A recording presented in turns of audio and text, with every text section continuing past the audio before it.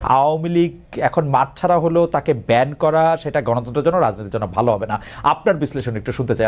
আমি দৃঢ়ভাবে বিশ্বাস করি এবং বিশ্বাস করতে চাই, যে দলের ব্যক্তিরা বা যে দল মানুষ হত্যা করে,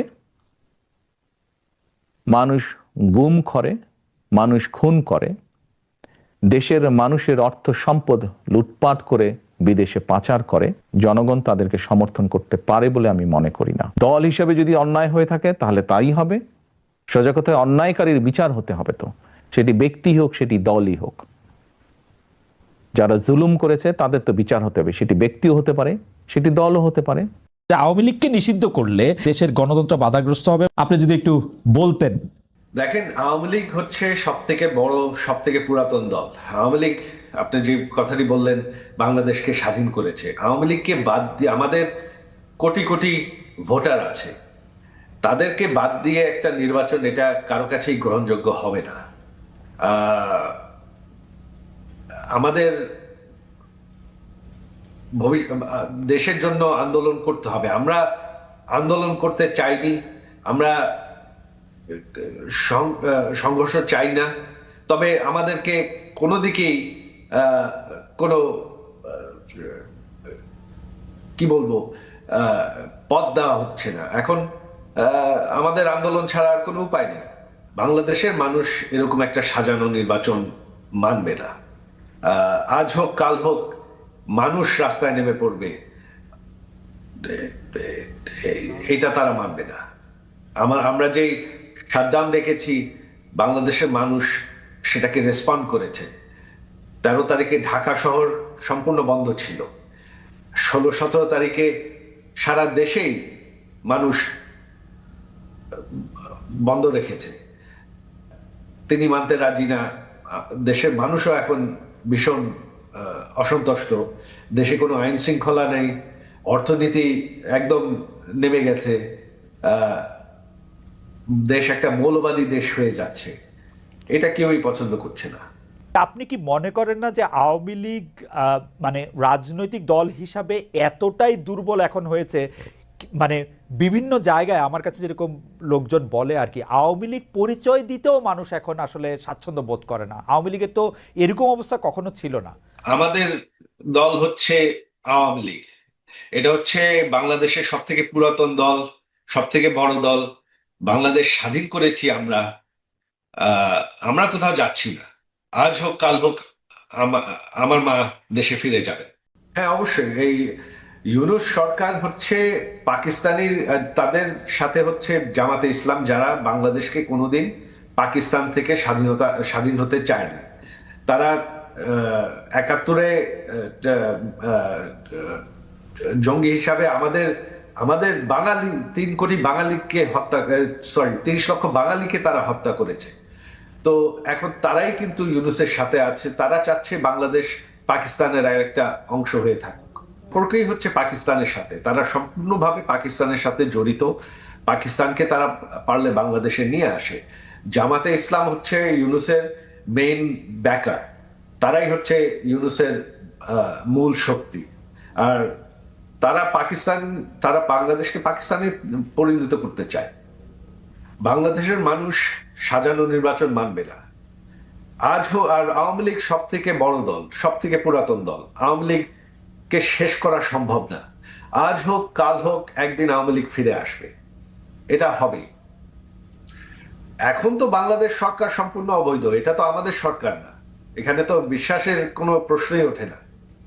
তবে আওয়ামী লীগ এখন সম্পূর্ণভাবে ঐক্যবদ্ধ। আওয়ামী লীগ শুধু না, যত সেকুলার দলগুলো আছে তাদেরকে কিন্তু নির্বাচন থেকে বাদ দেওয়া হয়েছে। আওয়ামী লীগ কিন্তু শুধু না, একা না। তো সেকুলার ফোর্স যদি আপনি বাদ দিয়ে মৌলবাদীদেরকেই ক্ষমতায় আনতে চান একটা সাজানো নির্বাচন করে, তাহলে তো অবশ্যই ভারতের জন্য একটা ভয়ঙ্কর পরিস্থিতি হবে। আওয়ামী লীগের যারা ধরাছোঁয়ার বাইরে থাকলো, মানে সাবেক প্রধানমন্ত্রীকে পালিয়ে যেতে দেওয়া, এটা আসলে হয়তো রক্তপাত না করতে চাওয়া বা অন্য অনেক কিছুর উপর ডিপেন্ড করে, আপনি এটা নিয়ে বলতে পারবেন। এবং যারা এখন আত্মগোপনে আছেন, লুকিয়ে আছেন, তারা কি আসলে কেউ সরকারের আনুকূল্য পাচ্ছেন বা পাচ্ছেন না? মানে এখানে কোনো পিক এন্ড চুজ আছে কিনা? যেই স্বৈরাচার পালিয়ে গিয়েছে, যেই স্বৈরাচারকে বাংলাদেশের জনগণ বিতাড়িত করেছে আন্দোলনের মাধ্যমে, সেই স্বৈরাচার এই দেশের প্রত্যেকটি ক্ষেত্রকে কিভাবে ধ্বংস করে দিয়ে গিয়েছে, এটি আমরা জীবনের পরতে পরতে অনুভব করতে পারি। কিভাবে দেশের অর্থনৈতিক ব্যবস্থা ভেঙে দিয়ে গিয়েছে, কিভাবে দেশের আইন শৃঙ্খলা ভেঙে দিয়ে গিয়েছে, কিভাবে দেশের শিক্ষা ব্যবস্থাকে ধ্বংস করে দিয়ে গিয়েছে, কিভাবে দেশের স্বাস্থ্য ব্যবস্থাকে ধ্বংস করে দিয়ে গেছে, কিভাবে দেশের প্রাকৃতিক অবস্থাগুলোকে, নদী নালা খাল বিল বন জঙ্গলকে ধ্বংস করে দিয়ে গিয়েছে, কিভাবে দেশের কৃষি, যেটাই বলি না কেন, সব কিছুকে যেভাবে ধ্বংস করে দিয়ে গিয়েছে, এর ভুক্তভোগী কিন্তু এই দেশের মানুষ। এখন একটি রাজনৈতিক দল হিসাবে এবং এই মুহূর্ত পর্যন্ত আত্মবিশ্বাসের সঙ্গে আমরা বলতে পারি বাংলাদেশের জনপ্রিয় রাজনৈতিক দল হিসাবে বিএনপির দায়িত্ব হচ্ছে দেশকে সঠিকভাবে পরিচালনা করা। দেশের মানুষ যখন বিএনপিকে দেশের দায়িত্ব পরিচালনার দায়িত্ব দেবে, প্রিয় ভাই বোনেরা, যেদিন স্বৈরাচার পালিয়ে যায়, আমাকে মহাসচিব সাহেব তখন ফোন করলেন। ফোন করে বললেন যে জাতীয় সরকার গঠিত করলে ভালো হয় কিনা, অথবা আমরা জাতীয় সরকারে যাব কিনা। তখন বিভিন্ন রকম একটা হেফাজত কন্ডিশন। আমি তখন বলেছিলাম যে আমরা জনগণের রায় মাথা পেতে নেব, আমরা জনগণের কাছে যাব, আমরা জনগণ যে সিদ্ধান্ত দেবে তাই আমরা মাথা পেতে নেব। কাজেই আমি সেই মুহূর্তে মনে করেছিলাম যে জাতীয় সরকারে আমরা যাব না। আমাদের লক্ষ্য, আমাদের উদ্দেশ্য সব কিছু নিয়ে আমরা জনগণের সামনে দাঁড়াবো। আমরা স্লোগানে বলি যে জনগণই আমাদের সকল ক্ষমতার, রাজনৈতিক ক্ষমতার উৎস। কাজে জনগণই যদি আমাদের রাজনৈতিক ক্ষমতার উৎস হয়ে থাকে, তাহলে কেন আমরা জনগণের সামনে গিয়ে দাঁড়াবো না? আমাদের লক্ষ্য বলবো দেশকে নিয়ে, জনগণকে নিয়ে, আমাদের উদ্দেশ্য বলবো দেশকে নিয়ে, জনগণকে নিয়ে, এবং জনগণ যে সিদ্ধান্ত দেবে আমরা মাথা পেতে সে সিদ্ধান্ত নিব। প্রিয় ভাই বোনেরা, তোমাদের নিশ্চয়ই মনে আছে আজকে থেকে প্রায় 3 বছর আগে বাংলাদেশে তখনও স্বৈরাচার বিপুল দাপটে এই দেশকে, দেশের মানুষের বাক স্বাধীনতার গলা টিপে রেখেছে, দেশের মানুষের রাজনৈতিক অধিকারের গলা টিপে রেখেছে। কিন্তু সেই রক্তচক্ষুকে উপেক্ষা করে আমরা দেশের মানুষের সামনে সংস্কার প্রস্তাব দিয়েছিলাম, যেটি 31 দফা হিসাবে পরিচিত সকলের কাছে, তাই নয়? মনে আছে নিশ্চয়ই তোমাদের। এই 31 দফার মধ্যে তোমরা এই 31 দফা মানুষের কাছে নিয়ে গিয়েছ। আজকে আমরা 31 দফার ভেতর থেকে বিভিন্ন শ্রেণীর মানুষের কিভাবে আমরা ভাগ্যের পরিবর্তন ঘটাতে পারি, সংক্ষেপে তোমাদের সামনে আজকে 8টি সাবজেক্ট উপস্থাপন করা হয়েছে। এর মধ্যে আছে, এখানে এক বোন বলেছে আহ, সে ক্ষুদ্র জনগোষ্ঠীর প্রতিনিধিত্ব হিসেবে বলেছে, তার প্রশ্নটি অন্যরকম ছিল। অন্য অন্য অনেকেই বলেছে, শিক্ষা নিয়ে বলেছে, অনেক কিছু নিয়ে বলেছে। দেখো, বাংলাদেশ যখন 1971 সালে স্বাধীন হয়, সেই স্বাধীনতা যুদ্ধে লক্ষ লক্ষ মানুষ যুদ্ধ করেছে, লক্ষ লক্ষ মানুষ প্রাণ দিয়েছে যুদ্ধে। অর্থাৎ দেশটি স্বাধীন করার জন্য কিন্তু লক্ষ লক্ষ মানুষকে এক কাতারে এসে দাঁড়াতে হয়েছে। আজকে আমরা দেশ গড়ার পরিকল্পনা, এই কাজটি যদি আমাদেরকে সফল করতে হয়, সারাদিন যে সকল বিষয় নিয়ে তোমরা আলোচনা করলে, এই কাজগুলোকে নিয়ে যদি আমাদের সফল করতে হয়, অর্থাৎ দেশকে যদি সামনে নিয়ে যেতে হয়, মানুষকে যদি তার অবস্থান পরিবর্তন করে ভালো অবস্থানে নিতে হয়, তাহলে আমাদের সকলকে কাঁধে কাঁধ মিলিয়ে কাজ করতে হবে। আমি গত 5ই আগস্টের পর থেকে, আমি গত প্রায় 1 বছরের বেশি সময় ধরে বলে আসছি যে আমাদের সামনের সময়গুলো কিন্তু খুব ভালো নয়। সামনে অনেক কঠিন সময়ে অপেক্ষা করছে আমাদের জন্য। বিভিন্নভাবে বিভিন্ন রকম ষড়যন্ত্র বিভিন্ন জায়গায় হচ্ছে। এই ষড়যন্ত্র রুখে দিতে পারে এই দেশের জনগণ, এবং এই ষড়যন্ত্র জনগণকে নিয়ে সাথে রুখে দিতে পারে বিএনপি, বাংলাদেশ জাতীয়তাবাদী দল। এই ষড়যন্ত্র এই ষড়যন্ত্র রুখে দেবার একমাত্র উপায় হচ্ছে গণতন্ত্র, গণতন্ত্র এবং গণতন্ত্র। আমরা যদি গণতন্ত্রকে প্রতিষ্ঠিত করতে পারি, যে কোনো মূল্যে জনগণের মতামতকে প্রতিষ্ঠিত করতে পারি, তাহলে অবশ্যই অনেক ষড়যন্ত্রকে আমরা রুখে দিতে পারবো। কিন্তু ষড়যন্ত্রকে রুখে দিতে পারলেও তারপরেও কিন্তু সামনে অনেক কঠিন সময়। একটু আগেই আমি বলেছি, এবং তোমরা নিজেরাও জানো, তোমরা আজকে ছাত্র দলের প্রতিনিধি হিসাবে এখানে প্রত্যেকে উপস্থিত আছো, ছাত্র হিসাবে তোমাদের নিজেদের ধারণা আছে। প্রত্যেকটি ক্ষেত্রে একটি অরাজকতা বিরাজ করছে। কাজে আমরা এখানে আজকে অর্থনীতি নিয়ে আলাপ করেছি। আমরা এখানে তরুণ যে সমাজ, কয়েকজন তোমরা প্রশ্ন করেছো, তরুণ যে সমাজ, তাদের সামনে সবচেয়ে বড় যেই সমস্যাটি, তাদের কর্মসংস্থানের বিষয়, এই কর্মসংস্থানের বিষয় নিয়ে আমরা আজকে এখানে আলাপ করেছি। আমরা দেশের মানুষের স্বাস্থ্য নিয়ে এখানে আলোচনা করেছি। আমরা এখানে দেশের যে অর্ধেক সমাজ নারী সমাজ, এই নারী সমাজকে কিভাবে এম্পাওয়ার করা যায় এবং তাদের কন্ট্রিবিউশনকে সমাজের মধ্যে নিয়ে আসা যায়, এবং যেটার শুভ ফল দেশের অর্থনীতি, দেশের সমাজ ব্যবস্থা, পরিবার, স্বাস্থ্য সব কিছুর উপরে সে শুভ অবস্থাটা পড়বে, কিভাবে সেটা করা যায় তা নিয়ে আমরা আলোচনা করেছি। দেশের পরিবেশ নিয়ে আমরা আলোচনা করেছি। দেশের শিক্ষা ব্যবস্থা নিয়ে আমরা আলোচনা করেছি। কিভাবে শিক্ষা ব্যবস্থাকে আমরা গড়ে তুলতে পারি, কিভাবে শিক্ষকদেরকে আমরা গড়ে তুলতে পারি সুন্দরভাবে, কারণ শিক্ষকদেরকে যদি আমরা গড়ে তুলতে পারি তাহলে ভবিষ্যৎ শিক্ষা ব্যবস্থাকেও সুন্দরভাবে গড়ে তুলতে পারবো। কিন্তু এই কাজগুলো করা কিন্তু কঠিন কাজ, নট ইম্পসিবল, কিন্তু অনেক কঠিন কাজ। এবং দেশ এবং জাতিকে যদি নেতৃত্ব দিতে হয় তাহলে অবশ্যই একটি পরিকল্পনা আমাদের সামনে থাকতে হবে।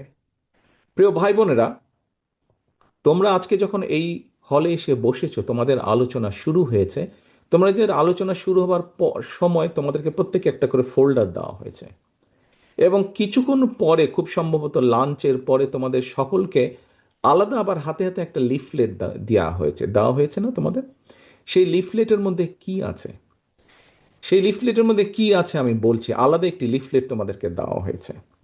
এখানে সোহেল, আজকে যে অনুষ্ঠান পরিচালনা করছে আমাদের জয়েন্ট সেক্রেটারি সোহেল, তার বক্তব্যে সোহেল কিন্তু একটি গুরুত্বপূর্ণ কথা বলেছে। আমি ব্যক্তিগতভাবে বিশ্বাস করি একটি বিষয়, আমরা যতগুলো পরিকল্পনা নিয়েছি, এই পরিকল্পনাগুলোকে সফল করতে হলে যেরকম আমাদের যোগ্য ব্যক্তিদেরকে বিভিন্ন জায়গায় দায়িত্ব দিতে হবে, কিন্তু তার থেকেও দুইটি বড় ইম্পর্টেন্ট বিষয় আছে, যেই দুইটি বিষয়কে যে কোনো মূল্যে আমাদেরকে অ্যাড্রেস করতে হবে। এবং এই দুইটি বিষয়কে যদি আমরা অ্যাড্রেস করতে না পারি, আমাদের পুরা জাতি এবং দেশ সংকটের মধ্যে পড়বে। কি দুটি বিষয়? এক, দুর্নীতি, যে কোনো মূল্যেই দুর্নীতির লাগাম টেনে ধরতে হবে। দুই, আইন শৃঙ্খলা পরিস্থিতি, যে কোনো মূল্যে আইন শৃঙ্খলা পরিস্থিতির লাগাম টেনে ধরতে হবে। যদি আমরা দুর্নীতি এবং আইন শৃঙ্খলা যদি আমরা দুর্নীতি এবং আইন শৃঙ্খলার লাগাম টেনে ধরতে না পারি, তাহলে আমরা যে পরিকল্পনাগুলি গ্রহণ করেছি মানুষের স্বাস্থ্য নিয়ে, দেশের ভবিষ্যৎ সন্তানদের শিক্ষা ব্যবস্থা নিয়ে, নারী সমাজকে এম্পাওয়ার্ড করার জন্য, দেশের কৃষি ব্যবস্থা, প্রত্যেকটি পরিকল্পনা আমাদের বাধাগ্রস্ত হবে, স্লো হয়ে যাবে আমাদের। সেজন্যই আমাদের সরকার গঠনের সুযোগ পাওয়ার সাথে সাথে সর্বপ্রথমে আমাদেরকে নজর দিতে হবে, সর্বপ্রথমে আমাদেরকে ব্যবস্থা করতে হবে দুর্নীতির লাগাম কিভাবে আমরা টেনে ধরব। প্রিয় ভাই বোনেরা, তোমাদের হাতে যে লিফলেটটা দেওয়া হয়েছে, এই লিফলেটের মধ্যে একদম তথ্য দিয়ে উপস্থাপন করা হয়েছে যে বিএনপি 2001 সাল থেকে 2006 সাল পর্যন্ত যখন দেশ পরিচালনার দায়িত্বে ছিল, তার আগে এই যেই স্বৈরাচারকে বিদায় করা হয়েছিল, সেই স্বৈরাচার যখন দেশ ক্ষমতায় ছিল, সেই সময় কিভাবে তারা দুর্নীতিতে দুর্নীতি ছেয়ে ফেলেছিল দেশকে, এবং 2001 সালে দায়িত্ব পাবার পরে কিভাবে খালেদা জিয়ার সরকার ধীরে ধীরে ধীরে ধীরে দুর্নীতির অবস্থার উন্নতি ঘটিয়েছিল, দুর্নীতি থেকে ধীরে ধীরে কিভাবে দেশকে বের করে নিয়েছিল, একটি আন্তর্জাতিক সংস্থার যে অ্যানালাইসিস, সেই অ্যানালাইসিস একদম পুরা সুন্দরভাবে তোমাদের সামনে তুলে দেওয়া হয়েছে সেই লিফলেটটার মধ্যে। কাজেই আমরা দৃঢ়ভাবে, অত্যন্ত আত্মবিশ্বাসের সঙ্গে বলতে পারি, এই বাংলাদেশে যদি দুর্নীতির লাগাম টেনে ধরতে পারে, তাহলে একমাত্র বাংলাদেশ জাতীয়তাবাদী দলই পক্ষেই সেটা সম্ভব। সেইটি করা সম্ভব একমাত্র, কারণ আমরা অতীতে করেছি, আমরা ইনশাল্লাহ ভবিষ্যতে দেশের মানুষ দিলে ভবিষ্যতে ইনশাল্লাহ আমরা সেই কাজটি করিয়ে দেখাতে পারবো। প্রিয় সহকর্মীবৃন্দ, কেউ কেউ বলে থাকে স্বৈরাচার যেভাবে বিএনপি সম্পর্কে, এই যে স্বৈরাচার, পলাতক যে স্বৈরাচার, তারা বিএনপির সম্পর্কে যেসব মিথ্যা প্রপাগান্ডা ছড়াতো, আমরা ইদানিং লক্ষ্য করছি কিছু কিছু ব্যক্তি বা দল ঠিক একই সুরে গান গাইছে বা একই সুরে কতগুলো কথা বলার চেষ্টা করছে। এখন প্রশ্ন হচ্ছে, তাদেরও তো দুইজন ব্যক্তি আমাদের সাথে সেই সময় সরকারে ছিল। এই দুজন ব্যক্তি পৃথিবীতে আর নেই।